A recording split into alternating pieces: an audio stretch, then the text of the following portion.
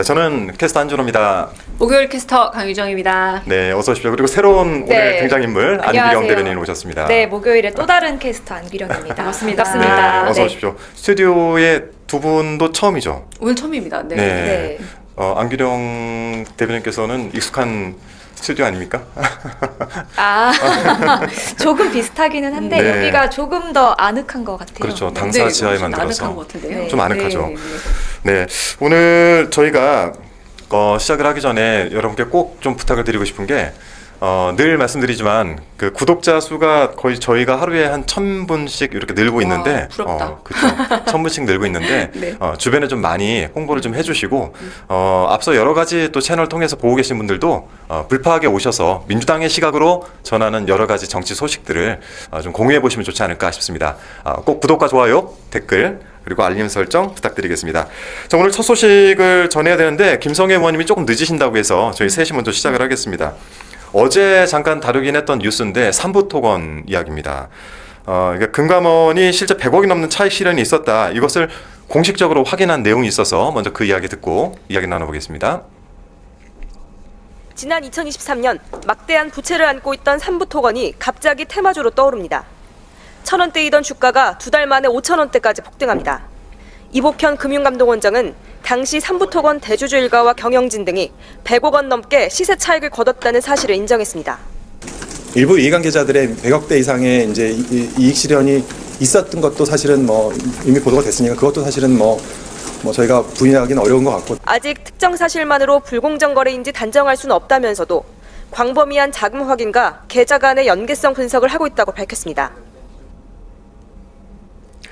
네, 저 삼부토건이 지금 법정 관리에 들어갔다는 소식도 있기도 한데 지금 금감원장을 맡고 있는 이복현 원장, 저기도 검찰 출신 아닙니까? 네. 네. 그렇죠. 네. 사실 말이 많았었잖아요. 윤석열 정권 들어서 검찰 출신들이 전문성이 없는 여러 가지 인사나 정보기관들에 다 요직을 차지하고 있다. 그래서 네. 논란이 됐던 인물 중에 한 명이죠. 네, 저 소식을 딱 접하고 나서 어떤 생각이 좀 드십니까? 저는 제일 먼저 기억났던 게 이제 유상범 의원의 네. 그 법사위에서 임종득 사령관이었죠. 네. 그 3부 이거 네, 골프죠? 아, 아니요. 골프에서는 3부가 없습니다. 네. 이종호를 비롯해서 네. 그 톡방에서 나왔던 얘기잖아요. 그럼 그 골프장만 없고 다른 골프장에 있죠.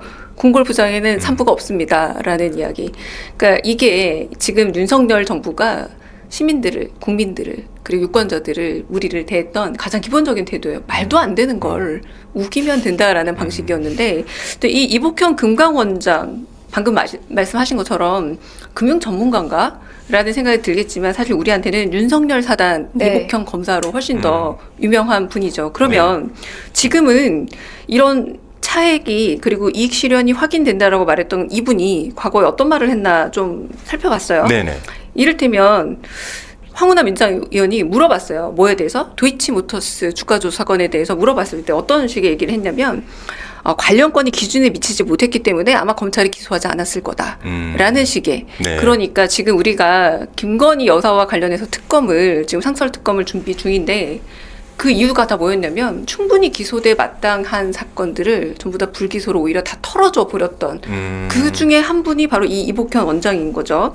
그래서 이 도이치모터스에 대해서 어떻게 얘기했냐면 당시 저도 서울중앙지검 출입했는데 수사팀이 엄청나게 기소하려고 노력을 했고 기소하려고 지시한 것도 들었는데 도저히 기소할 증거가 안 된다고 해서 기소를 못했다라는 식의 얘기를 네. 했던. 관련해서 김건희 수사도 제대로 진행이 안 됐던 거 아닙니까? 그렇죠. 황제 네. 소환도 있지 않습니까? 그러니까 우리한테 굉장히 실소를 금치 못하게 했던, 그리고 권익이라는 데가 이런 데인가라는 생각이 들게 했던 300만 원 명품 가방 역시도 모든 게 불기소 처리.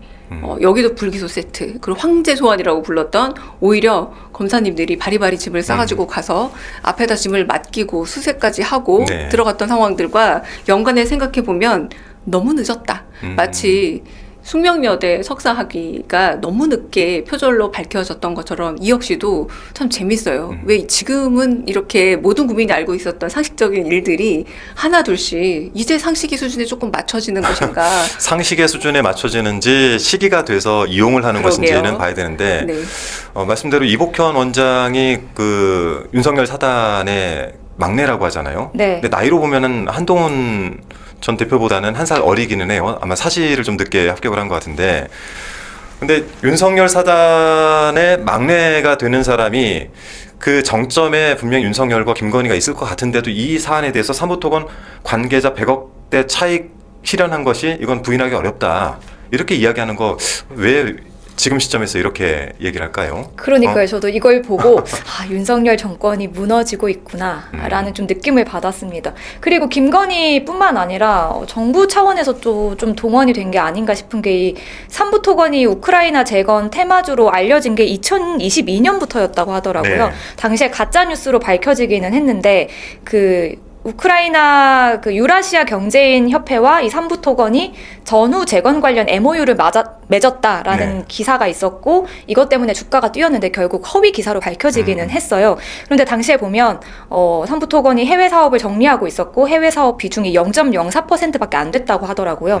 그런데 딱 1년 만에 국토부 차관과 면담을 하고 네. 그리고 나흘 뒤에는 우크라이나 재건 관련 포럼에 참석을 하고 그렇죠. 그리고 다시 주가가 뛰었거든요. 네. 그러니까 이거 정부 차원에서 특히 국토부 차원에서 같이 동원이 된 게 아닌가라는 의심을 지울 수가 없습니다. 제가 최고위에서 이 관련해 가지고 문제를 제기를 하니까 원희룡 전 장관이 뭐 때가 됐나 보다, 원희룡이 무서운가 보다 이렇게 어디인가 인터뷰를 한 제가 기사를 봤는데 뭐 원희룡 전 장관이 자유롭겠습니까? 지금 이 정도 이복현 원장이 이 정도 얘기를 했으면 시점상으로 1,000원대에서 우크라이나 재건 사업 수혜 특혜를 받아서 그 7월 정도에 5,000원대까지 네, 5,000원까지. 확 뛰어 올랐다가 다시 600원대로 고꾸라지는 것이 이게 전형적인 주가 조작 또는 뭐 아무튼 제가 볼 때는 전형적인 작전주. 왜냐면 같은 아까 느낌이 드는 거죠. 말씀하신 그 멋쟁 해병 맞습니다. 카톡방에서도 3부 체크하고라고 하잖아요. 그렇죠. 네. 그러니까 이런 주가 조작 사건, 그러니까 도이치모터스도 사실 똑같은 혐의를 받았던 사건인데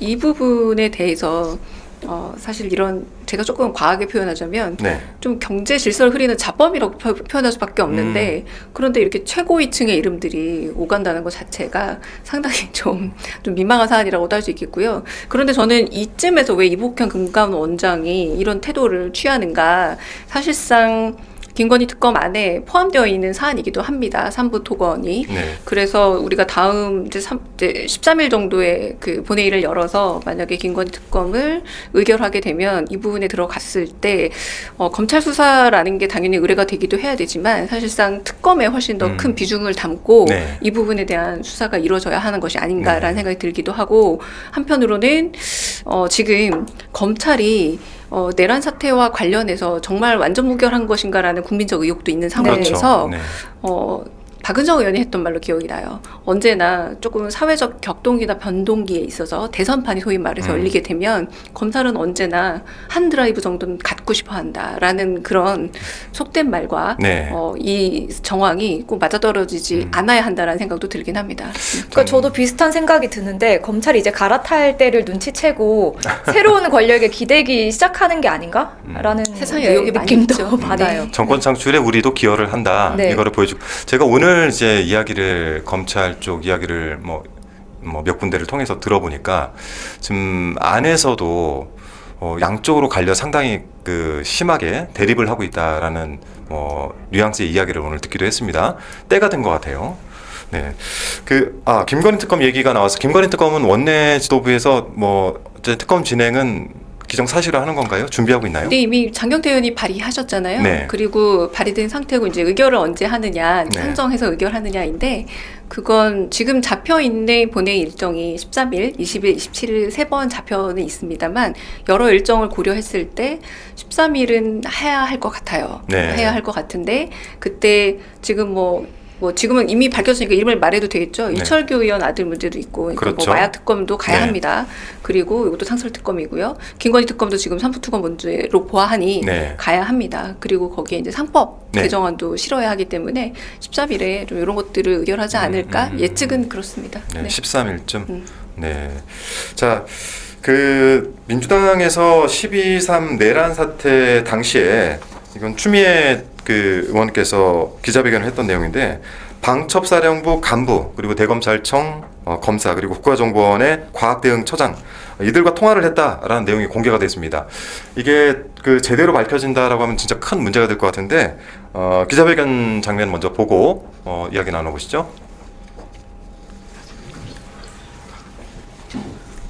더불어민주당의 12.3 내란 진상조사단에서 아주 중요한 제보를 받고 확인을 한 사실에 대해서 여러분께 보도자료를 통해서 알려드리도록 하겠습니다. 12.3 내란 당일날 대검 고위급 검사가 방첩사에 연락을 했고 그리고 서로 소통을 국정원하고도 연락을 주고받고 하면서 결국 선관위에 출동했다라는 사실입니다. 제보 내용이 사실이라면 대검 고위검사는 방첩사 대령과 소통한 후에 과천 선관위로 출동한 것으로 12월 3일 내란 관련 실질적인 검찰 개입이 드러났다고 볼 수 있습니다. 그런데 김용현, 윤석열 공소장에는 이 부분과 관련해서 국정원은 나옵니다마는 검찰은 나오지 않습니다. 국정원과 수사기관 등 이렇게 나옵니다. 이 부분과 관련해서 오늘 밝혀진 부분은 분명히 검찰이라고 적혀져 있다는 부분입니다.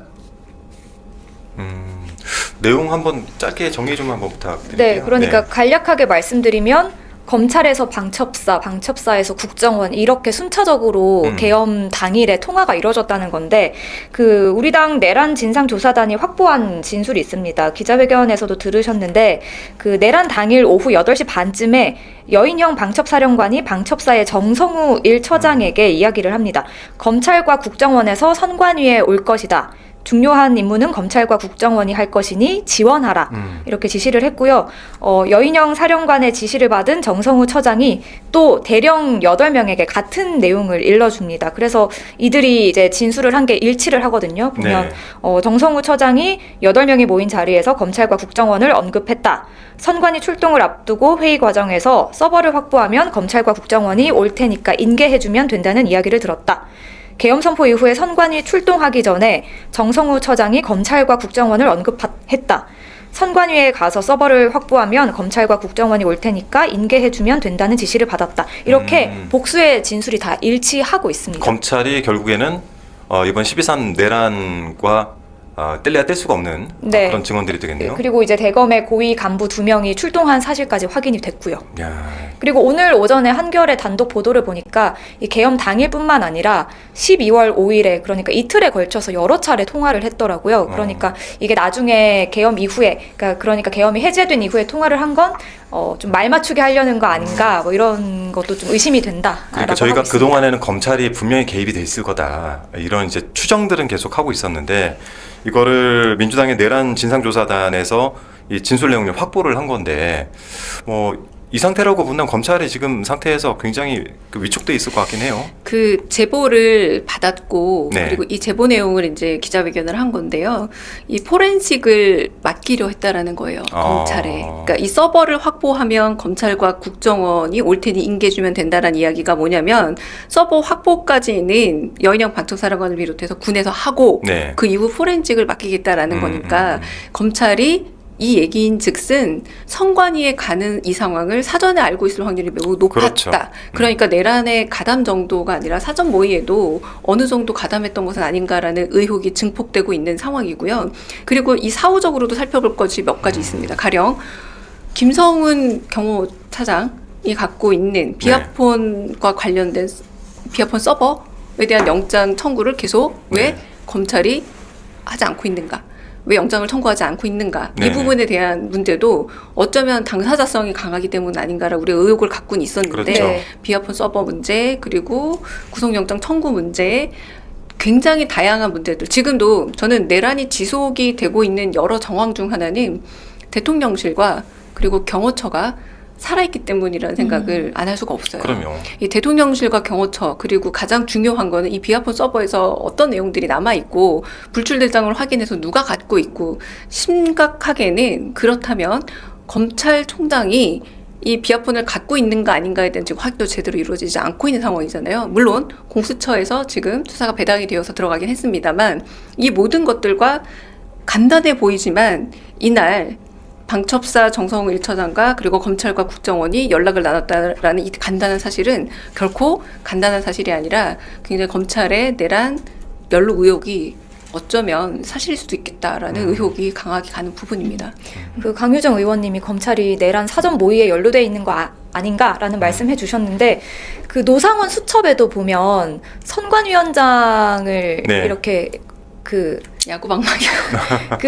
고문해서 네네. 그 부정선거 진술을 허위로 받아낸다 이런 대목이 있었잖아요. 그리고 그러면 중앙지검이란 이름도 네. 등장을 합니다. 중앙지검이라고 딱 명토를 박아서 여러 네. 번 등장하죠. 그 허위 그 진술을 받아낸다라고 하면 검찰이 갔어야 되는 거 아닌가라는 생각이 들 수밖에 없죠. 그 노상원에 대한 수사도 지금 네. 그 소설이다 내지는 너무 허무맹랑하다라는 이유로 노상원 수첩에 대한 제대로 된 수사나 조사도 이루어지지 않고 있죠. 네. 지금 이제 그 국민의힘 입장에서는 지금 이러한 증언들이 계속 이제 나오다 보면은 지금 상태에서 그 물타기를 하려고 애를 많이 쓸 텐데 그러니까 이제 곽종근 그 맞습니다. 사령관에 대해서 또 공격을 네. 하기 시작하고 뭐 홍장원 차장에 대해서도 그랬죠. 그렇죠. 홍장원 차장도 사실 건강 상태가 이렇게 좋지 않다 뭐 이런 얘기도 들리긴 하던데요. 그러니까 그것과 똑같아요. 뭐 아무도 막지 않았는데 왜 이재명 대표와 우원식 의장은 담을 넘었나요? 라는 식의 얘기를 하잖아요. 앞 상황을 다 떼놓는 거죠. 가령 곽종근 사령관에게 그 복창 명령을 들은 사람들이 얼마나 많은데 네. 그들의 증언이나 기록들은 모두 다 배제하고 그냥 한 사람만 가지고 얘기를 하다 보니까 굉장히 그 어떤 음모론을 계속 만들어내고요. 홍장원 차장 같은 경우도 복수의 다른 메모들에 의해서 사실이 이미 규명됐음에도 불구하고 네. 그분 한 사람을 계속 마치 유일한 진술인 것처럼 물고 네. 들어주고 있지만 중요한 건 마치 타들어가는 초처럼 유효기간이 매우 짧아서 하루를 잘 못 버티는 뉴스로 꺼져가고 있다는 게 좀 그쪽 입장에서 안타까운 거죠. 여기는 며칠 네. 못 버티는 게 많아요. 지금 단식 들어간 분도 맞습니다. 5일도 못 버티고 나오시고. 아니 네. 박수현 의원이 5일차로 어. 단식을 그만뒀다고. 저도 단식해봤는데 5일은 그냥 언제 하셨어요? 저는 노조할 때, 아. 네, MBC 노조할 때 저희들도 단식을 하곤 했. 이게 5일은 중간에 사실 또 견딜 수 있습니다. 응원 기도 가셨던 것도 아시죠? 다른 의원님들이 네. 응원 기도를 가셨는데 5일 동안 많은 일을 하시더라고요. 네, 국민의힘 생각보다- 입장에서는 꽤 긴 거예요. 생각보다 관심을 못 받아서 그만둔 게 아닌가 하는 생각을 지울 수가 없습니다. 그런데 또 일부 언론에서는 박수영 의원 단식 1일차에 바로 뭐 초췌해졌다 이렇게 또 초췌한 몰골. 네, 그리고 기사를 써주더라고요. 그렇기 때문에 지금 저희가 이 델리민주에서 블루파크 방송을 만들어서 하고 있는 거고 그렇기 때문에 여러분 구독과 좋아요, 알림 설정 꼭 부탁드립니다. 특히나 좋아요 많이 눌러주셔야 이 방송이 다른 분들께 많이 퍼진다고 하더라고요. 그래서 안기령 대변인이 여기저기서 그 저희 불파 홍보를 많이 해주셔가지고 초반에 유입되는 구독자 수가 저희가 사흘 동안 한 2만 와, 분 정도가 네. 유입될 때 역할을 네. 많이 해주셨어요. 그래서 저희 제작진들이 안 대변인 꼭 좀 불러야 된다. 그 중간에 지금 또 다시 여러분 구독과 좋아요, 알림 설정, 네. 댓글 꼭 부탁드립니다. 네. 근데 이 관련돼서 그 관계자들은 이게 사적 대화였다, 개인적 통화였다라고 하는데 사실 말이 안 되지 않습니까? 그 윤석열 대통령 진술하고 비슷하잖아요. 갑자기 홍장원 차장이 전화해서 뭐 대북 관련된 일 격려하려고 전화했다라는 네. 게 굉장히 개연성이 떨어지는 것처럼 국정원에서 어떤 식의 변명하냐면 평소에 교류가 있던 선후배사인 방첩사 대령이 하필 그날 네. 국정원 직원에게 당시 상황에 대해서 이제 단순히 개인적 통화로 문의를 했다. 네. 그리고 검찰의 유선 확인 요청을 받고 이런 내용을 설명한 바 있다라는 식으로 누구도 믿지 않을 매우 사소한 변명들을 하고 있지만 이 부분이 아니라 우리가 아까 좀 전에 말씀드렸던 왜 검찰과 국정원을 언급하면서 왜 그 서버를 확보하고 나면은 포렌식을 하라고 했는지 서버 확보와 검찰이 무슨 연관이 있는지 이 다수의 지금 증언만 해도 4명이에요. A 대령, B 대령, C 대령, D 대령 해서 네. 이 4명의 증언에 대해서 네. 이 부분에 대한 합치한 답을 줘야 합니다. 그리고 아까 말씀드렸다시피 12월 5일에도 네. 2번씩 전화를 했다고 하거든요. 그러면 이틀 연속 안부를 물은 건가요? 정말 말도 안 되는 변명이라고 생각하고 말씀하신 것처럼 명확한 의혹을 해소할 수 있는 답변을 네. 내놔야 된다라고 봅니다. 저희가 의원들 간에도 사실 전화 통화를 할 때 개인적으로 안부를 묻기 위해서 전화 안 하지 않습니까? 뭐 강유정 의원님 오늘 괜찮으셨어요? 겸 터졌다는데 몸 괜찮으시죠? 이렇게 전화 안 하거든요. 그러니까 사안이 생겼을 때 보통 통화를 하는데 지금 이 계엄이 터지고 나서 그것도 가장 핵심에 있는 사람들이 사적 대화를 했다는 것 자체가 일단 국민들이 믿기가 좀 어려울 것 같고 검찰 얘기를 한 김에 이거 한번 더 봤으면 좋겠는데 검찰이 명태균 게이트 수사를 8개월 정도 뭉갰다라는 게 한 언론 보도가 있어서 저희가 요 내용도 한번 좀 다뤄보고자 합니다. 먼저 좀 그 내용을 영상으로 좀 보고 올까요? 네. 2024년 4월 12일 검찰은 강 씨의 휴대전화를 디지털 포렌식해 전화 녹음 파일 4,295개를 추출했습니다. 그런데 검찰은 여기서부터 이해하기 힘든 행보를 보입니다. 윤 대통령의 정치자금법 위반 혐의를 뒷받침하는 내용 대다수는 대선 기간에 이루어진 전화통화의 녹음 파일에 담겨 있습니다. 그런데 검찰은 이 녹음 파일들은 전부 제외하고 대선 이후의 녹음 파일 100여 개만 살펴보기로 결정했습니다. 작업 다 하고 나한테 얘기하지 말고 그럼 수정 또 해야 되니까. 네네. 맨날 윤석열한테 뭐가 해줘야 돼? 그거 빨리 달라고 그래. 윤석열이가 좀 달라고 그러는데.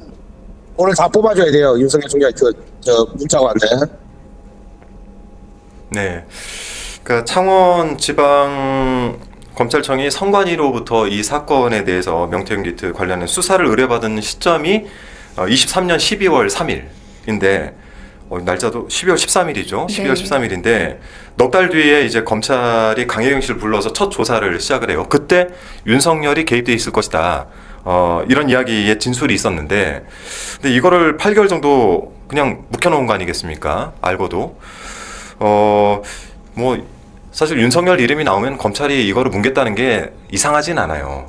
저희가 그렇죠. 알고 있는 검찰로 봤을 때 오히려 이거를 더 오픈하고 조사를 더 심도 있게 진행했다는 것이 더 이상할 정도인데 지금 이제 윤석열 당선을 위해서 그 불법 정치자금도 거뒀다 이런 내용도 있지 않습니까? 네, 그 지난 대선 기간에 그 윤석열 대통령 당선시키기 위해서 이런저런 여론조사를 하려면 돈이 필요하잖아요. 그게 이제 지방에 있는 지방선거 출마를 생각하는 사람들로부터 이제 받았다라는 거죠. 그래서 뭐 강혜경 씨 말에 따르면 윤석열 당선시키기 위한 자금으로 사용될 거기 때문에 독립자금이라는 표현도 썼다고 합니다. 그러니까 윤석열 입장에서는 공짜로 여론조사를 받은 셈이 되는 거죠. 그렇게 되면. 이 말 자체가 모순이에요. 네. 여론조사를 실시를 하는데 네. 왜 정치 지방생으로도 돈을 받는지도 문제지만 네. 이걸 뭐라고 표현하냐면 대통령 당선을 위한 여론조사라고 표현을 합니다. 당선을 위한 여론조사. 그렇죠. 여론조사면 여론조사지. 당선을 위한 여론조사라는 말 자체가 괄호 열고 지금 우리가 굉장히 익숙해져 버렸지만 네. 명태균 씨가 매우 잘하는 당선을 위한 여론조사가 가능했던 것이죠. 네. 그리고 이 구조는 사실상 우리가 명태균 특검에서 밝혀야 될 여러 요소들 이를테면 홍준표 시장 역시도 여론조사를 본인이 의뢰는 하진 않았지만 아들의 친구를 통해서 여론조사비가 대납이 됐다라던가 네. 그러니까 어쨌든 일종의 비즈니스 차원에서 여론조사 비용이 누군가에 의해서 가긴 가는데 여기서도 윤석열 씨가 아니라 윤석열 씨의 여론조사를 다른 정치 지망생들이 돈을 모아서 한다라는 것 자체가 이제 이 명태균의 네. 일종의 구조다라는 건 드러나는 듯합니다. 네. 제가 만일에 그 총선 출마를 했는데 주변에 다음 지방선거를 나올 사람들이라든지 그렇죠. 하다못해 시도의원들이 현준호 국회의원의 재선을 위해서 여론조사를 맡겨가지고 본인들이 돈을 모아서 했다거나 이랬으면 저는 이 자리에 못 있을 건데 이게 너무나 당연하게 지금 맞습니다. 네, 일어나고 있다는 것들도 굉장히 좀 당혹스럽기도 하고 이 사실을 알고도 창원지검이 8개월간 묵히고 있었다라는 건 더 충격적이죠.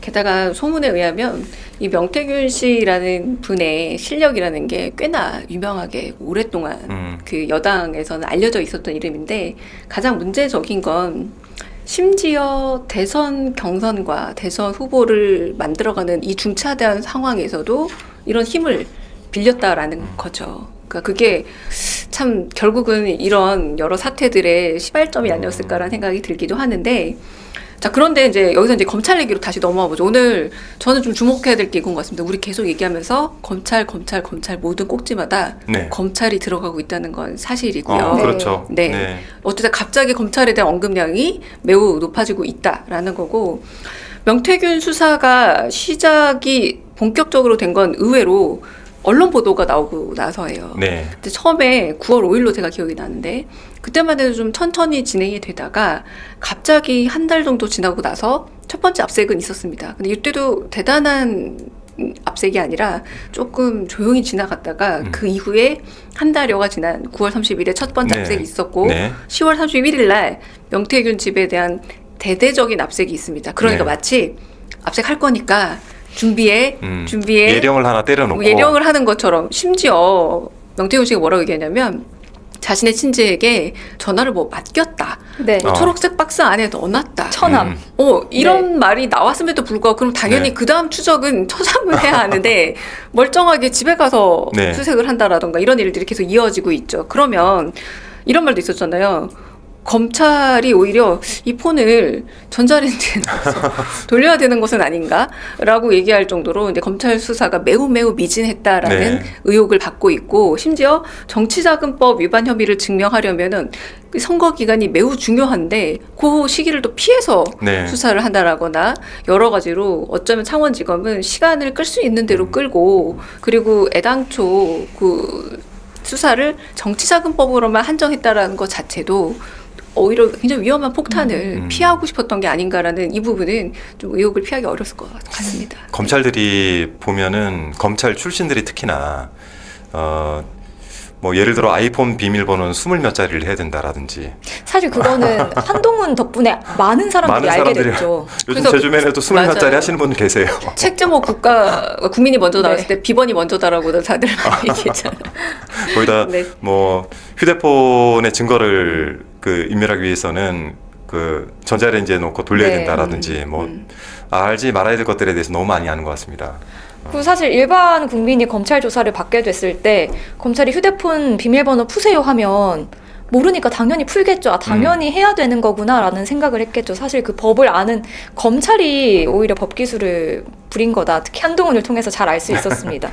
이 황금폰, 명태균 씨의 황금폰 관련해서도 언론에서 계속 이야기가 나올 때 그 검찰이 바로 압수수색을 좀 하지 않고 네. 좀 미진한 모습을 보였거든요. 그 황금폰도 명태균 씨가 검찰에 제출을 해서 검찰이 확보하게 된 거라고 알고 있고, 그렇죠. 오히려 명태균 씨 폭로에 따르면 검찰이 이 황금폰 좀 없애라는 회유도 했다고 하잖아요. 그런 모습을 봤을 때 검찰은 어떻게든 이 윤석열, 김건희 부부가 연루돼 있다라는 걸 본인들 손으로 파헤치기를 좀 거부하고 있었던 게 아닌가? 버틸 수 있을 만큼 버티려고 했던 게 아닐까? 싶습니다. 황금폰을 아버지 묘소에 숨겼다라든지 뭐 정말 여러 가지 블러핑들이 있었어요. 네. 근데 그때까지만 하더라도 그 구속이 되지 않을 거라는 그래도 희망이 있어서 블러핑이었다면 네. 나중에는 가령 휴대전화 데이터를 보고업체 여기는 갔으면 당연히 전화기를 확보할 수 있었는데 이때도 좀 늑장을 부렸다라고 할 수 있고, 그리고 또 처남, 아까 말했던 처남 당연히 직장 자택을 압수수색해야 되는데 일부러 더 늦게 갔고, 그리고 그 중간중간에 나오는 이야기들을 보아하자면 그 눈에 보이는 사실들을 따라가면 되는데 일부러 안 보이는 척 이 부분을 계속 덮어 넘어갔는데, 저는 이제 지금의 수사 상황도 좀 보고 싶은 거예요. 네. 일단은 서울중앙지검으로 넘어왔잖아요. 근데 생각보다 꽤나 속도도 내고 엄밀한 수사를 하는 것 같기도 합니다. 가령 그 명태균과 관련된 오세훈 씨와 연관된 이야기들도 나오고 있고, 네. 그리고 한편으로는 아까 말씀드렸던 홍준표 대구시장 관련해서 오늘 나온 재미있는 뉴스 중에 하나는 홍준표 시장의 아들이 네. 명태균 씨에게 김건희 씨가 좀 대구에 있는 행사에 와줬으면 좋겠다라고 청탁한 내용까지 그 드러났거든요. 이 드러난 걸 이제 검찰 측에서 이제 네네. 보여주는 셈이니까 제가 말씀드리고 싶은 건 어쨌든 홍준표 시장 그리고 오세훈 시장에 대해서는 꽤나 이 명태균 관련한 의혹들을 네. 성실하게 수사를 하고 있는 것 같다라는 겁니다. 정말 껍질을 벗기고 있네요. 네, 그렇죠. 껍질을 벗기겠다라고 네, 껍질을 벗기고 있습니다. 경고를 했는데 또 하나씩 벗겨가고 있는 중인 것 같습니다. 네. 근데 사실 창원지검에서 하던 수사팀이 그대로 서울중앙지검에 갔잖아요. 그런데 그렇죠. 할 수 있었던 걸 왜 안 했나? 그게 더 중요한 것 같습니다. 네. 네. 시점을 노린 것이 아닌가 하는 생각이 듭니다. 그러니까 전에도 한번 그 검찰 출신 우리 의원님들 몇 분께 여쭤보니까 이 중앙지검으로 가져가는 게 뭘 의미하겠습니까? 그랬더니 한마디로 그러시더라고요. 시간 끄는 거죠. 이렇게 말씀을 하시더라고요. 그래서 저희가 이제 명태균 특검법을 지금 올려놓은 상태인데 이거를 거부를 할 이유가 없어요. 맞습니다. 뭐 홍준표 대구시장도 황금폰 까봐라, 자신 있다 이렇게 얘기를 하지 않습니까? 그러니까 자신 있으면 사실 다 열어봐서 수사를 해서 이게 사실인지 아닌지 확인을 해보면 되는 건데, 이들은 조사는 다 미루고 거부하면서 자신 있다 해봐라. 오세훈 시장도 마찬가지. 자신 있다 해봐라 하는데 실질적으로 이 특검법에 대해서는 말을 아낀단 말이죠. 빨리 좀 한번 열어봤으면 좋겠습니다. 그래서 그 지금 제가 방금 말씀드린 검찰 수사가 꽤 진척이 되는 것 같다. 그러나 이게 좀 일관성이 국민적으로 잘 없게 느껴져요. 네. 빠를 때도 있죠. 하지만 창원지검처럼 굉장히 오래 묵혀놓고 마치 없는 일인 것처럼 숨겨놓는 듯한 느낌을 받을 때도 있단 말이에요. 오죽하면 8명의 실질적인 수사 검사들이 김건희 씨까지 이건 소환해야 될 필요가 있다라고 연명을 할 정도였는데 네. 그 윗선에서 오히려 네. 묻은 게 아닌가라는 네, 의혹이 네. 있잖아요. 지금은 속대로를 내는 것처럼 보이지만 저는 이게 우리가 명태균 특검을 발의하고 통과시켰기 때문이라고 생각해요. 이게 만약 영향을 미쳤다. 저희가 전혀 명태균 특검을 발의하지 않고 통과시키지도 않고 그래서 최상목 권한대행에게 빨리 이 부분에 대해서 수용하라라고 압박하지 않았다면 네. 검찰이 속도를 냈을까라는 생각이 들어요. 그렇기 때문에 더더욱 이건 특검으로 네. 가야 되는 부분이지 물론 검찰 수사하시면 됩니다. 열심히 하시면 되는데 그렇다고 이걸 특검을 안 하고 검찰에게만 오롯이 솔직히 말하자면 어쨌든 대선에 의사가 있다라고 표방한 2명의 여권 후보 아닙니까? 네. 그 2명의 수사를 특검이 아닌 검찰에게만 맡길 수는 없는 상황이라고 보고요. 이건 당연히 특검을 수용해서 최상목 권한대행은 죄송한 말입니다만 뭐 내란과의 연루 의혹은 상당히 있지만 네. 그래도 명태균 씨와는 아무런 의혹이 없지 않나요?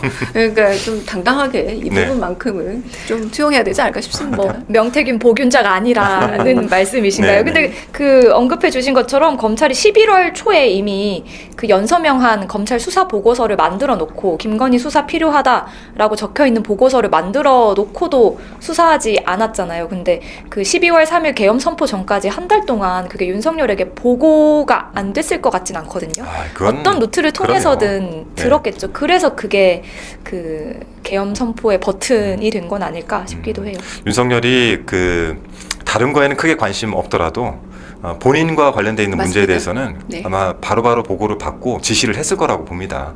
네, 그런 부분들이 특검을 통해서 밝혀져야 되는 것이고 검찰에게만 저희가 수사를 맡긴다라고 하면은 사실은 고양이에게 생선을 맡기는 꼴이라 저희가 이거는 뭐 어쨌든 특검을 꼭 좀 통과를 시켜야 되는데 그리고 그 명태균 씨가 국회 가서 증언하겠다. 네, 네. 국힘의원 30명 날릴 수 있다라고 그렇죠. 했잖아요. 네. 국회에 계신 또 두 분께 그게 좀 가능성이 있을까요? 어떻게 보세요? 저희가 한 이틀 정도 전에 아마 다뤘던 내용인 것 같은데 제가 이거를 한번 여쭤보니까 그 얘기를 하는 것 같아요. 명태균 씨 측이 지금 현재 몸 상태가 좀 약간 안 좋은데 네. 뭐 치료를 전제로 하는 이야기도 좀 들리는 것 같기도 하고 실제 본인은 와서 증언할 의지는 확실하게 있는 것 같습니다. 네. 그래서 이 부분들은 저희가 또 관련된 분들 내일 저희가 참 여기서 그 불팍 최고위원회를 열거든요. 내일 또 최고위원회를 여기서 열면은 이 관련된 내용들 좀 알고 계시는 최고위원들께 저희가 좀 질문을 또 해보도록 하겠습니다. 제가 얼마 전에 그 국회 지하 통로 있잖아요. 네. 거기 지나가면서 국힘보 여성 의원님을 마주쳤는데 네. 뭐 그때도 명태균 관련 녹취를 저희 당에서 하나 공개했을 때였어요. 근데 뭐 민주당이 제기하는 건 다 알맹이가 없어 막 이렇게 그 말투 익숙한데? 저는 좀 센 척 하시는 네. 거라고 느껴졌어요. 네네. 제발 저린다. 근데 한국 정치의 후진성이 가장 명백하게 담긴 게 이 명태균 건이잖아요. 네. 이 후진성이 매우 세련된 척하면서 여론조사 형태로 나타나서 참 이 언밸런스하고 불균형적인 사건인데 이게 저는 얼토당토하는 45년 만에 비상계엄 사건의 트리거가 됐거든요. 방아쇠가 됐다라는 것. 그리고 결국은 명태균 특검법에 국민의힘이 얼마나 동의하느냐에 따라서 극우에 완전히 포획되어서 극우 소수 정당으로 역사에서 사라지느냐 아니면 나름의 자정 능력을 갖추고 과거의 구태와 결별하면서 새로운 나름의 그래도 이 보수란 말 드리기 싫지만 나름의 그 정통 보수 정당으로 남을 것이냐는 이 명태균 특검법의 수용 여부가 저는 굉장히 긴밀하게 여겨진다고 봐서 네네. 이거는 우리 당 혹은 우리를 위한 게 아니라 우리 정치를 위해서 국민의힘이 반드시 한 번은 넘어가야 될 산이다라는 생각이 네. 듭니다. 요즘 국민의힘 의원들을 제가 엊그제도 방송을 하며 말씀드린 거는 같은데 이 국민의힘 의원들은 그 묘한 확신들이 좀 있어요. 묘한 확신들이. 뭐 예를 들어서 헌재에서는 5대3으로 기각이 될 것이다. 또는 선고 일자가 저희가 이제 대략적으로 한 뭐 10일 뭐 이후 정도로 지금 보고 있는데 다음 주. 그거보다 한두 주 정도 더 늦어지면서 한덕수 총리에 대해서 헌재가 기각을 할 것이다. 그리고 한덕수가 돌아올 것이다. 그리고 대선이 생기더라도 6월 한 말경에 대선이 있을 것이다. 즉 이재명 대표 재판과 좀 엮어보려고 하는 거기에 대한 확신들이 너무 명확하게 있어서 여러분께서 이 기사들 요즘 보시면서 이 부분들을 고려를 해서 기사들을 읽으실 필요가 있습니다. 물론 언론이 민주당에게 그렇게 우호적이지 못하기 때문에. 근데 그게 이제 네 글자로 정신승리라고 보통 네네. 하고, 그래서 제가 요즘 국민의힘이 참 기력이 많이 딸린다라는 생각이 드는 게 AI 관련한 대표가 말씀하신 그런 네네. 일종의 국부펀드 개념을 첫날 그렇게 물어댔더니 지금 너도 나도 질세라 나도 그거 하겠다라고 아니 소위 오세훈 시장이 그 마가 대신에 그러니까요. 그걸 나도 하겠다라고 손을 들질 않나. 네네. 네. 그리고 상속세에 대해서 뭐 그렇게 비난을 하더니 오늘 권영세 비대위원장이 아내에 대해서 배우자에 대해서는 무제한적인 상속세를 제안을 하셨거든요. 감면해주겠다. 그러니까 이거 보니까 제가 보기에는 정신 승리고 오히려 하나씩 저희의 의제나 정책적인 제안을 따라오느라 정신이 없는 상황이 그 표현이 아닌가 맞는 싶기도 거. 정신이 합니다. 없는 것 같아요. 네, 정신이 네. 없어요. 그러니까 그 의제는 저희가 확실히 가져온 거죠. 오세훈 시장도 그 이재명 대표님 그 엔비디아 같은 그 이후에 뭐 사회주의다, 뭐 공산주의다 이렇게 비판을 해놓고 그 코가라면서 그 서울시에 기금을 500조 원 맞아요. 마련한다고 했거든요. 코가 똑같은 거잖아요. 맞습니다. 어쨌든 그 투자를 한다는 게 그래서 참 이게 네가 하면 안 되고 내가 하는 건 돼. 뭐 이런 억지? 그래서 5세의 훈이다. 네, 네. 라는 생각이 들었어요. 네. 오세훈 시장 그 이야기한 걸 보니까 첨단 산업 육성에 500조 펀드를 조성해야 된다. 지금이 네. 골든 타임이다. 이렇게 얘기를 했네요. 본인들이 그러면 지금까지 욕했던 건 뭐예요? 그게 이재명 대표님 말씀하신 거랑 일맥상통하는 내용이잖아요. 네. 근데 전부 지도부를 비롯해서 잠재적으로 대선을 꿈꾸고 있는 분들까지도 정신없이 따라오느라 정신없고, 그래서 아까 제가 정신승리라 말씀드렸던 게 생각보다 이게 국민의힘의 당론처럼 그런 예측도 나오는 것이 아니라 안타깝게도 개개별의 의원들에 따라 예측도 모두 달라서 국민의힘의 생각이라고 읽기 매우 어려운 형국입니다. 현재. 네. 네. 자, 저희가 원래 오늘 그 김성애 대변인도 함께 하시기로 했는데 일이 생기셨나 봐요. 네, 시간에 도착하기가 좀 어렵다라고 해서 양해 말씀 좀 구하고 다음 이야기를 좀 진행해 보겠습니다. 저희가 원래 이제 그 가짜뉴스 헤드샷이라는 걸로 이제 한민수 의원님도 같이 하기로 했는데 오늘 뭐 대변인단 오늘 무슨 일 생겼어요? 몰라요. 왜 대변인들 오늘 두 분이 왜 이렇게 바빠가지고 일정 펑크를 네, 내셨네요. 그러게요. 다 오셨으면 대변인단 특집이 될 뻔했는데 그래서 오늘 네, 조금 저희로 부족하신가요? 부족하진 않습니다. 오늘 댓글 보니까 두 분 계셔가지고 화면이 굉장히 아름답다 이런 표현들도 있고 그렇다면 구독과 좋아요, 알림 설정을 부탁드립니다. 네. 그래서 원래 한민수 의원님 모시고 저희가 가짜뉴스 헤드샷을 좀 준비를 하려고 했는데 저희가 오늘 조금 부드러운 코너로 마무리를 좀 해야 될 것 같습니다. 저희 그 온라인상에 뭐예요 이게? 이게 뭡니까? 온라인에 뭐 소문이 하나 떠돈다고 먼저 짚어보자고 하셨는데 이게 뭐예요? 제 거네? 화면이 뜬 것 같은데 저 뭐예요? 이게 제 가발설이 돈다고요? 뭐 얼마 전에 당황스러운 일이 있었는데 어르신들 사이에서 한준호 의원 가발이라는 소리가 돌더군요. 라고 하셨어요. 뭐 이런 걸 올려놨어요. 웃자고 그냥 넘어가는 것 같습니다. 이걸 어떻게 확인해야 되지? 머리를 한번 당겨야 되나? 잡아 뜯어봐야 되나? 이거 머리 이거 다 뜯어봐야 돼요. 당겨봐야 어떻게 되나? 확인합니까 이거? 뜯어봐야 돼요. 한 가닥 뽑아보시죠. 아유, 저도 이제 머리숱이 모자랄 나이가 진짜 돼가지고. 궁금한 분이 따로 계시긴 한데. 그렇죠. 저희 이거보다 그 저희가 불팍에 그 12.3 그날에 대한 여러분의 이야기들을 좀 보내달라 이렇게 부탁을 했었는데 이 이야기들을 몇 분들이 보내오셨어요. 전 손편지인가요? 아니면은 타이핑을 하신 건지 모르겠는데 저 내용을 좀 한번 소개를 해주시죠. 네, 일단 사연 보내주신 분들의 대다수가 2030 청년들이었다고 하고요. 네. 먼저 하나 소개해드리겠습니다. 윤석열 비상계엄 선포 듣자마자 국회 앞으로 오신 분인데요. 30대 여성이시고 신강희 님입니다. 신강희님. 네. 저는 여느 날처럼 저녁을 먹고 친구들과 카톡으로 농담을 주고받으며 내일을 준비하고 있었습니다. 그러다 한 친구가 윤석열이 긴급 담화를 한다며 라이브 링크를 줬고 비상계엄을 선포한다는 말을 들었습니다. 이재명 대표님의 국회로 와달라, 국민 여러분이 국회를 지켜달라라는 말에 저는 아무 생각도 하지 않고 곧바로 겉옷을 걸치고 국회로 출발했습니다. 국회 정문에 많은 사람들이 모여 있었습니다. 대단한 사명감을 가진 것도 투철한 애국심이 있지도 않지만 그래도 저는 그날로 또다시 돌아간다 하더라도 주저없이 국회로 달려갈 것 같습니다. 하면서 사진도 보내주셨어요. 네. 국회 앞으로 오셔서 직접 찍으신 사진 같은데 네. 하나씩 볼까요? 네, 사진 있으면 한번 올려봐 주시겠어요? 오른쪽 사진은 저게 헬리콥터인가요? 707 네, 헬리콥터 헬기 같은데요? 봤을 때 찍으신 것 같아요. 이거를 막 지금 휴대폰으로들 찍고 계시네요. 네. 아, 근데 그는- 저도 국회 도착했을 때 헬기 소리가 들렸는데 무서웠어요. 굉장히 공포스러웠어요. 그 자체가 공포스러웠죠. 강정 의원님 그날 어떻게 하고 계셨어요? 저는 조금 빨리 왔어요. 집에 도착하자마자 이제 대변인이니까 네. 곧 담화를 한다라고 하는데 보통 담화 전에 엠바고로 네. 담화문이 뜨잖아요. 그렇죠. 안 뜨는 맞아요. 거예요. 아, 이상하다. 그렇네. 네.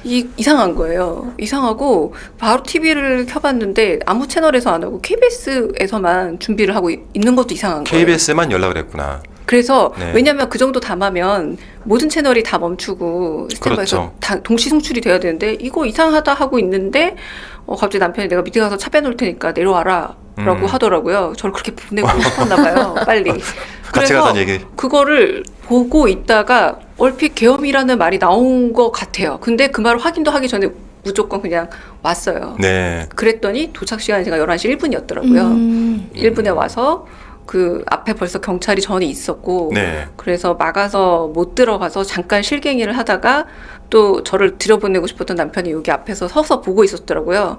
여기 사람들이 담 넘기 시작한다. 담 넘어라. 어느 일로 쪽으로 와라. 들어오셨어요? 수서 중종서.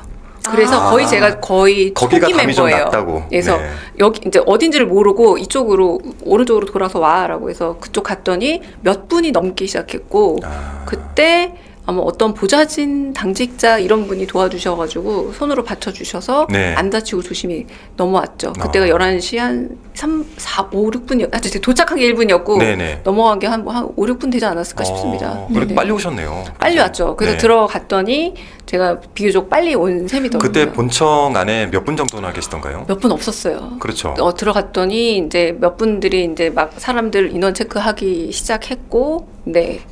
그리고 그 한동훈 당대표가 그 당시 하얗게 종이처럼 질려서 그때 이미 들어와 있었어요? 근처에 있었는데 네. 누군가 들어오게 해줘 이렇게 하면서 굉장히 진짜 막 허겁지겁 들어오시는 모습. 그거를 아마 박주민 의원이 데리고 네, 들어왔을 그랬나 봐요. 거예요. 박주민 의원도 있었고 네. 그리고 박찬대 대표도 들어오게 해라 이렇게 말하고 이제 정신이 없다 보니까 그날은 확실히 안기령 대변인도 똑같겠지만 약간 기억이 토막토막 나요. 네, 너무 이렇게 정신이 없었어요. 쭉 이어서 생각이 난다기보다 네, 네. 인상적인 장면들로 탁탁 생각이 나더라고요. 저는 안규령 대변인 들어오시는 건 제가 그 본회의장 쪽으로 제가 문을 열어드리느라고 나가서 그때 만났었는데 그 계엄 해제된 이후에. 네, 네. 나중에 보니까 바깥에서 그 해외에 굉장히 화제가 됐던 그 장면이 이미 있었더라고요.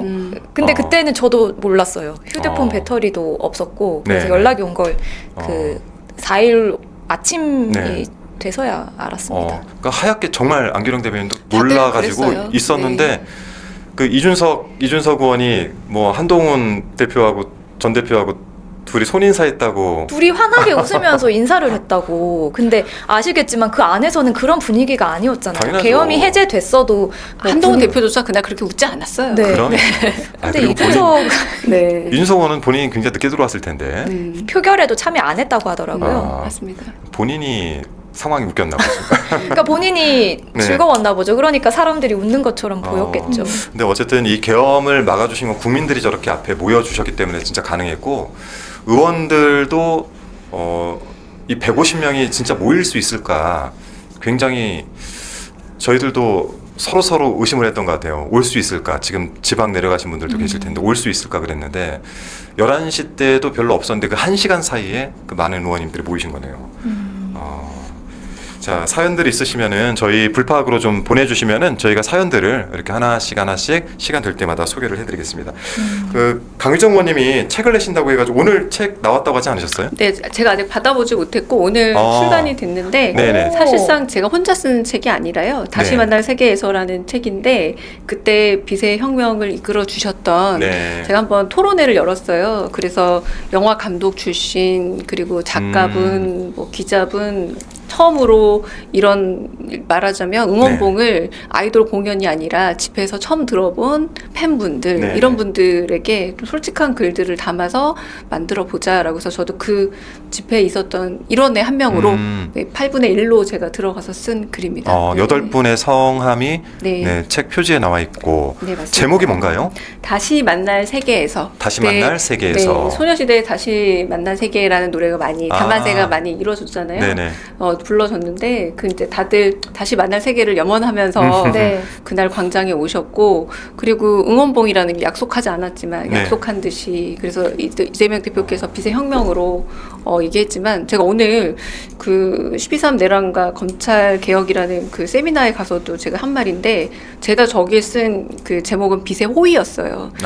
우리를 지켜줬다는 생각이 들었고 네네. 이 빛의 호의를 기반으로 나가야 된다라는 생각이 들었어요. 네네. 그래서 정말 감사한 마음도 있었고 거기 와주신 청년분들에게 네. 저는 좀 애틋한 마음을 전하고 싶었습니다. 저 때 이제 안에서 지도부 간에 두 가지 고민이 있었어요. 첫 번째는 우리가 지금 상태에서 광화문 쪽으로 사람들이 모이는 것이 맞냐?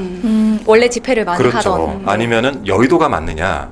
이 이야기를 하다가 청와대에서 근무해 보신 분들은 아는데 청와대에서 근무를 해본 분들은 그 대통령 사저 있잖아요. 사저 쪽에 가 있으면 광화문 집회에서 하는 이야기가 마이크 소리가 그대로 수음이 돼요. 네, 네. 그래서 거기서 집회를 하고 거기서 연설을 하게 되면은 정말 위협적입니다.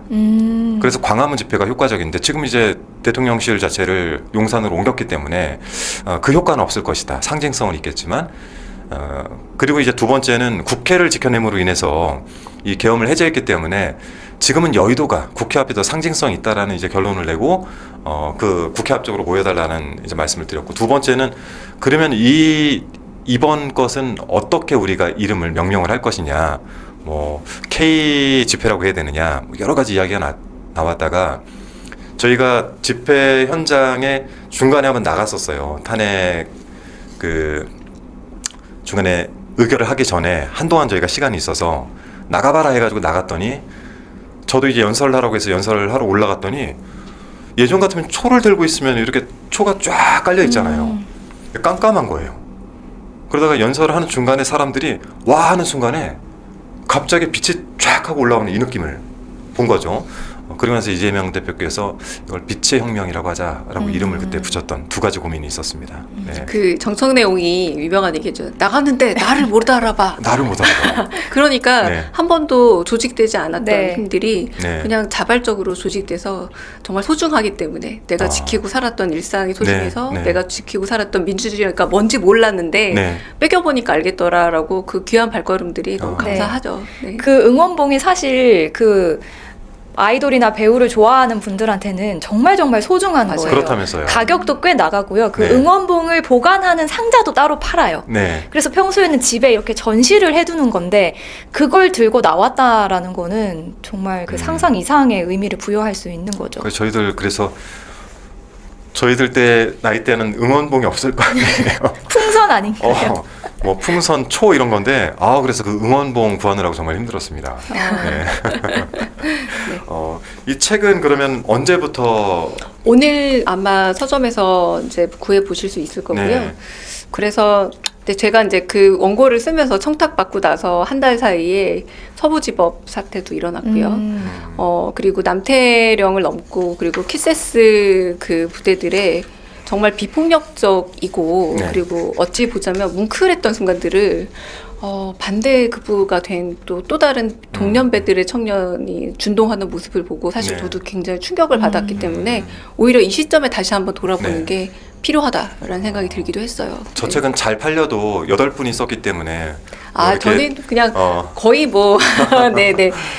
저 인세라고 하긴 좀 어렵고요. 그냥 원고료 정도가 아마 뭐 조금씩 서로 나눠가는 정도 되지 않을까 싶습니다. 네, 저는 저 책이 한동훈 전 대표의 책을 좀 이겼으면 좋겠습니다. 요즘 북콘서트 네. 하고 다니던데. 네. 네. 오늘 재밌는 영상이 하나 떠돌던데. 네. 아, 그 청년들 이렇게 만났는데 네. 그 자리에선 한 학생이 한동훈 전 대표에게 사인을 받고 그 앞에서 바로 찢어버렸다고 네. 합니다. 참, 네. 그 학생도 참 대단합니다. 네. 네. 네. 네, 저희 그 사연 소개가 좀 남았는데 이거 네. 마저 좀 같이 한번 보고 이야기 나눠보겠습니다. 한번. 네, 하나 더 소개해 제가 주시겠어요? 네. 30대 여성이시고 권리당원이시네요. 나겸인 님이십니다. 그날 이후 제 삶은 꽤 많은 것이 변했습니다. 유튜브 알고리즘에는 정치 뉴스가 가득하고 하루의 일과를 정치로 시작해서 정치로 마무리했고 주말 집회에 나가기 위해 체력을 아끼려 평일에는 술도 마시지 않고 운동을 했습니다. 이제 저는 다시는 계엄전으로 돌아갈 수 없습니다. 하셨고요. 요즘 계엄 다이어트 되신 분들 상당히 있어요. 네. 국회 안에도. 그리고 내란성 스트레스. 내란성 스트레스. 네. 그리고 네. 이어서 하나 더 바로 소개해 드릴게요. 역시 30대 여성이시고 권리당원이신 김서진님의 이야기입니다. 계엄이 선포된 그날 밤 국회로 가지 못했던 사실이 마음의 빚으로 무겁게 남아서 탄핵 소추안 가결을 위한 집회는 가야겠다는 마음이 들었습니다. 그 뒤로 매주 토요일마다 열리는 탄핵 집회에도 참석하게 됐습니다. 하셨습니다.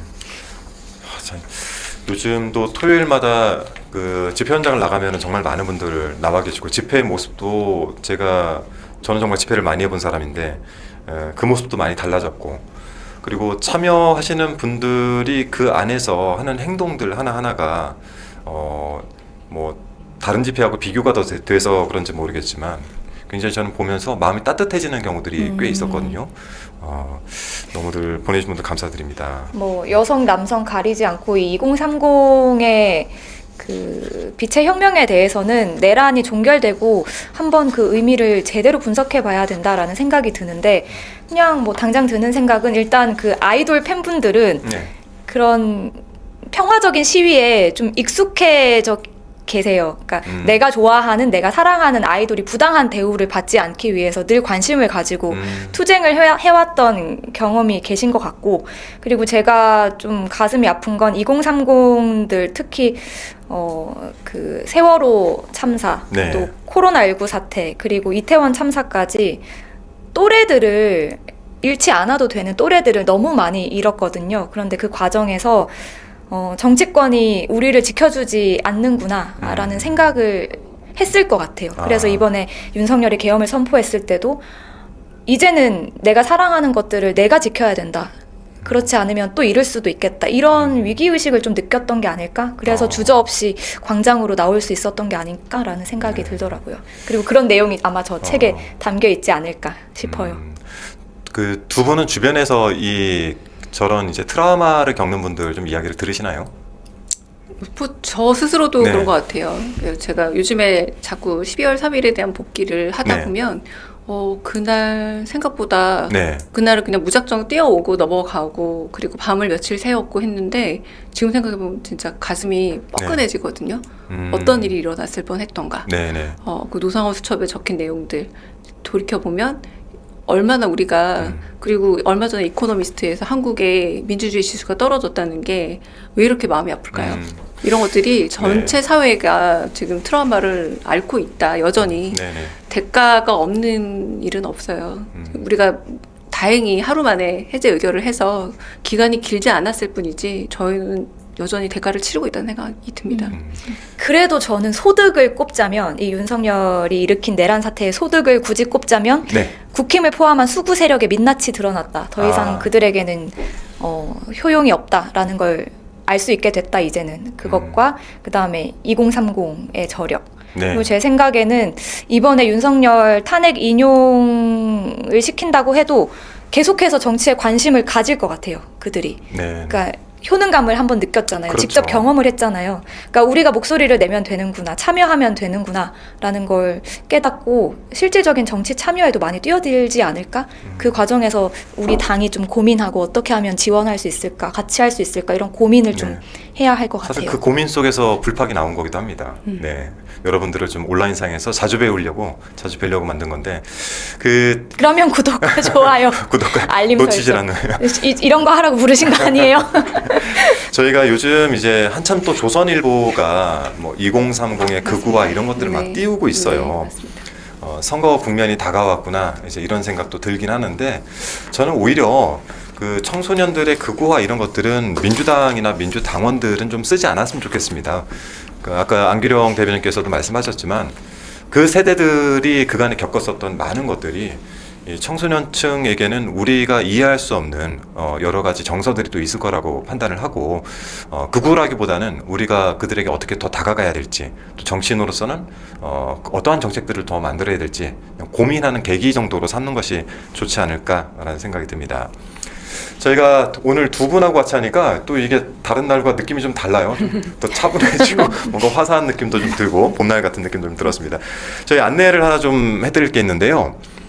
지금 델리민주로 보고 계신 분들 계시죠. 또 이재명 TV로도 시청들을 하고 계시는데 오늘 7시입니다. 잠시 뒤에 1시간 뒤에 이재명 대표께서 2030 만남을 진행을 하세요. 저희는 이제 지하 1층에 이 스튜디오가 있는데 당사 2층이죠. 명톡 라운지가 2층인가요? 당원존이 2층. 당원종 2층. 네. 명톡 라운지는 어디죠? 이 만남의 이름이 명톡 라운지. 맞습니다. 아, 그래요? 네. 아마 그 당원존에서 이루어지지 않을까 싶긴 한데 네. 위치는 안 나와 있네요. 네, 7시부터 델리민주를 통해서 2030과의 만남 저희가 좀 공개할 예정이니까 델리민주 그냥 켜놓고 계셔도 될 것 같습니다. 그리고 하나 더 소개를 해드리면 내일은 불팍 최고위원회가 네. 바로 이곳에서 열립니다. 그래서 최고위원분들을 저희가 다 모시고 여러분께서 궁금해하시는 것들을 오늘 좀 미리 댓글에 좀 남겨놓으시면은 저희가 내일 진행을 할 때 조금 더 여러분의 궁금증들을 풀어드리는데 도움이 되지 않을까 생각을 합니다. 네. 근데 좋네요. 제가 네. 사실 지난 대선 때 영입이 되고 네. 그 이재명 TV와 델리민주 동시 송출로 그 매일 저녁 네네. 방송을 했었거든요. 근데 그때는 맞아요. 민주당 기억나요. 스튜디오가 없어서 여기저기 전전했어요. 빌렸었죠. 네, 그리고 좀 대여를 해서 뭐 여기서 여의도에서 일하다가 홍대 가서 방송하고 막 이런 걸 반복했는데 그때 우리 민주당 스튜디오 있으면 너무 좋을 것 같다 생각했는데 이렇게 있으니까 너무 좋네요. 네, 많이 좀 활용해 주시고 조만간 여기가 더 활성화될 날이 며칠 안 남은 것 같습니다. 네, 저희가 뒤에 뭐 이런 스크린도 만드시면 안 되나요? 스크린 좀 고민을 해봤는데 이거 예산을 따야 되는데 예산 문제가 네, 예산을 따야 네, 되는데 네. 뭐 멋지게 기회가- LED로. 저기처럼 네, 저희 그리고 강효정 의원님 네. 뭐 책 관련 뭐 공약 뭐 이런 거 없으신가요? 1위 하면 뭐 하겠다 뭐 이런 거. 저는 생각 안 해봤고요. 네. 네. 저는 그런데 정말 바람이 한동훈 전 대표의 그 책보다는 훨씬 더 읽어보시는 분들 감동이 있을 것 같은데 꼭 1등 하셨으면 좋겠습니다. 한동훈 대표 책을 판매로 이기면 뭘 하겠다라는 이기면? 공약을. 이게 뭘 하실까요? 뭐 할까요? 네. 다음 주에 네. 네, 다음 주에 얘기해 주시는 걸로. 네. 자, 오늘 방송은 여기서 저희가 마치도록 하고 7시부터 저희 이재명 대표와 2030 만남이 있으니까 꼭 좀 기다려 주시고 저희는 내일 또 찾아뵙도록 하겠습니다. 오늘 또 새롭게 합류해 주신 안규령 대변인 고맙습니다. 네. 구독과 좋아요, 알림 설정 꼭 부탁드립니다. 감사합니다. 네, 고맙습니다. 네. 내일 뵙겠습니다.